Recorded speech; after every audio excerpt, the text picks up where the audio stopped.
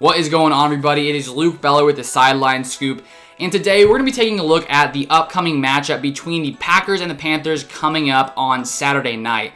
And I think sort of looking at this game earlier in the season, Packers fans sort of, were keeping an eye on this game just because we were planning on playing, Christian McCaffrey being one of the best running backs in the NFL. And so I think this was going to be a good test for this Packers defense to sort of see just how good our running defense is. But unfortunately, coming to this game, Christian McCaffrey is not expected to play. He's been dealing with injuries the entire season. He's only played in like 3 games so far this season. So unfortunately, we're not going to get to see the Packers playing Christian McCaffrey. Obviously, that's good if you sort of look at just from a standpoint of the Packers being able to win this game.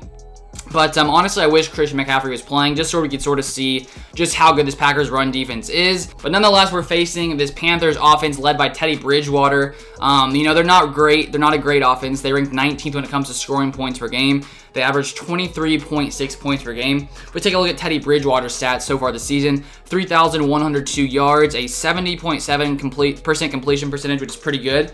14 touchdowns to 8 interceptions and a 96-point run rating. So like a pretty average year from Teddy Bridgewater. Nothing really too exciting from him. But when you take a look at his QBR, he is 14th in the NFL, about middle range. But interesting though, he's 1 point better than Tua, and he is basically the same as Tom Brady, who is like 0.2 points above him. But overall, this Panthers team, 4-9. There's nothing too exciting without Christian McCaffrey. They do have, a couple good wide receivers. They got Robbie Anderson. He has 114 targets, which is, a lot of targets. 83 receptions, 996 yards, only 2 touchdowns though. And then they have DJ Moore, who did miss last week's game because he went to the COVID reserve list, but he is expected to, be able to play in this game. He is probably one of the best deep threats in the NFL. He has 50 receptions, 924 yards, 4 touchdowns, and he's averaging 18.5 yards per reception. So he's definitely going to be someone to watch out for on Sunday, considering he should be playing coming up on Sunday. So with Christian McCaffrey being out, you may be wondering, well, who is the running back? And their running back this year, with Christian McCaffrey being down, is Mike Davis, who's played pretty good so far this season. He has 137 attempts, 555 yards, averaging 4.1 yards per carry and 5 touchdowns. But he is also a great receiving threat. He's caught 57 receptions, 371 yards, and 2 receiving touchdowns. So there's no question that Christian McCaffrey is head and shoulders over, most running backs in the NFL, but especially Mike Davis. But Mike Davis still has been good at times. So the Packers defense will still need to hold up against him against the run. I know last week the Packers defense only allowed like 50-something rushing yards, so that was good to see. So when we take a look at the Packers defense, right now we're 17th when it comes to scoring defense. But when it comes to rushing yards overall, we're actually the 11th best defense in the NFL, allowing 109.7 yards per game. But when you take a look at yards per carry, so basically how good a team has done, when they rush the ball against us, they're averaging 4.6 yards per carry, which ranks 23rd in the NFL. So I think that discrepancy makes sense because, they're 11th the best defense when it comes to yards per game, but 23rd when it comes to rush yards per carry. That's just because the Packers offense is scoring so many points. A team can't rely on the run just because, with Aaron Rodgers playing so good so far this year. Teams have to rely on the pass because if they start to run the ball when they're down by 2 or 3 scores, they're not going to have enough time to come back in that game. So that sort of makes sense. That begs the question, coming into the playoffs, will this Packers team be able to hold up against the run?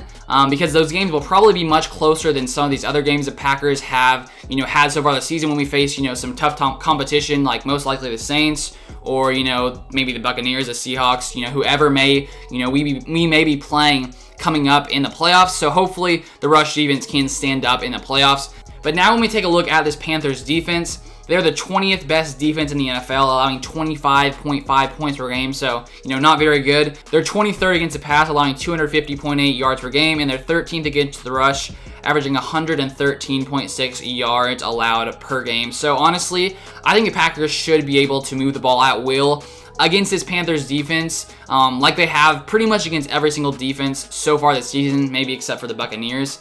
But especially considering this defense is 20th best in the NFL, the Packers offense has been able to move the ball against, much better defenses in the top 5 of the NFL. So I think there's no question that Aaron Rodgers should continue to, put up the crazy numbers he has put up so far this season. So far this season, Rodgers 39 touchdowns, 4 interceptions. He's leading the league in touchdowns and passer rating. So obviously we know Aaron Rodgers is playing insanely good so far this season. I expect it to continue against this Panthers defense that is not, very spectacular. But you never know what could happen in a game. Crazier things have happened than the Packers losing to a team like the Panthers. So the Packers definitely, need to come prepared, come ready, because we are, sitting at the #1 seed in the NFC right now, with the Saints losing last week. And if the Packers win out, we're definitely the #1 seed. But even if, the Saints, I think they play the Chiefs either this weekend or next weekend. If the Saints lose to the Chiefs, the Packers could just win 2 more games and still, end up as the #1 seed. So I'm hoping the Packers can just finish off the season with 3 straight wins. I think that should happen against this Panthers defense. Another couple stats to look at. The Packers have converted 49.7% of their third down attempts, which is second in the NFL.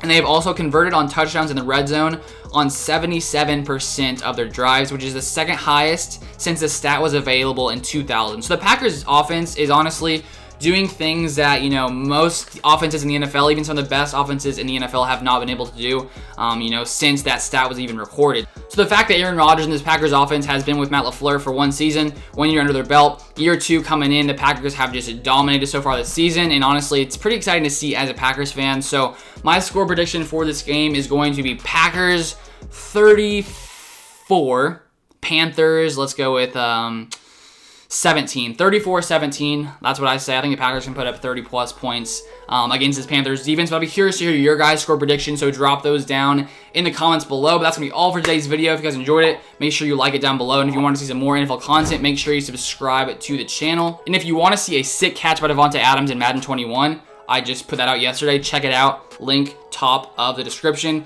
That's all for today. See you guys in the next one.